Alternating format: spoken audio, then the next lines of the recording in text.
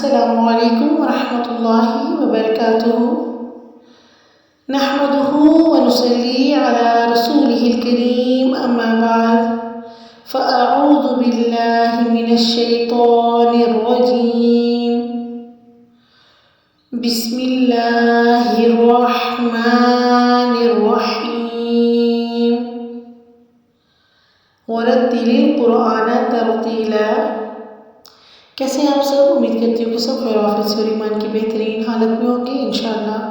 سبق کا آغاز کرنے سے پہلے میری آپ سے ریکویسٹ ہے کہ پلیز ویڈیو کو لائک ضرور کر دیا کریں اور چینل کو سبسکرائب ضرور کیا کریں، بیل آئیکن کو کلک کر دیں تاکہ آپ کو تمام ویڈیوز تمام لیسن جو ہیں وہ ایزیلی مل سکیں۔ سبق کا آغاز کرتے ہیں۔ سب سے پہلے ہم حفظ کی دعائیں دیکھیں گے انشاءاللہ۔ رب اشرح لی صدری وَيَسِّرْ لِي أَمْرِي وَاحْلُلْ عُقْدَةً مِّن لِّسَانِي يَفْقَهُوا قَوْلِي رَبِّ زِدْنِي عِلْمًا اللهم فقهنا في الدين۔ سورہ الکہف آیہ نمبر 23 انشاءاللہ۔ آیہ نمبر 23 کی تلاوت۔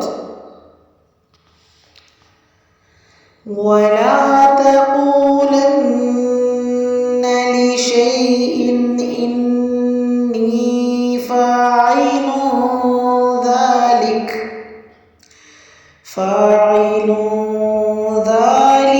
غَدًا۔ آیت کی وضاحت دیکھ لیتے ہیں۔ ولا واو پہ ہونٹوں کو راؤنڈ کرنا ہے، لا کی ہمیں 2 کاؤنٹس کرنی ہے۔ ولا تقو، تقو قاف پیش اور واو ساکن ہے تو یہاں پہ ہم نے واو مدہ کرنی ہے 2 کاؤنٹس کے ساتھ۔ تقولن نون مشدد کا غنہ ہے، فصل اول غنہ۔ لشیء، لشیء شین کے زبر کو یا ساکن سے ملائیں گے۔ لشیء، ان حمزہ کی تنوین کے آگے الف ہے، الف کے نیچے زیر ہے تو یہاں پہ ہمیں اظہار حلقی کرنا ہے۔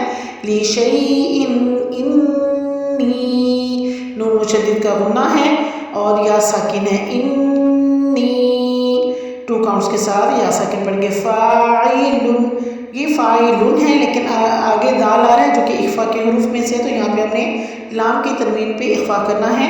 فاعلون، اور عین کو واضح کرنا ہے۔ فاعلون ذالک، دال پہ کھڑی زبر ہے 2 کاؤنٹس کے ساتھ، لام بھی کسرہ یعنی زیر کو باریک کریں گے۔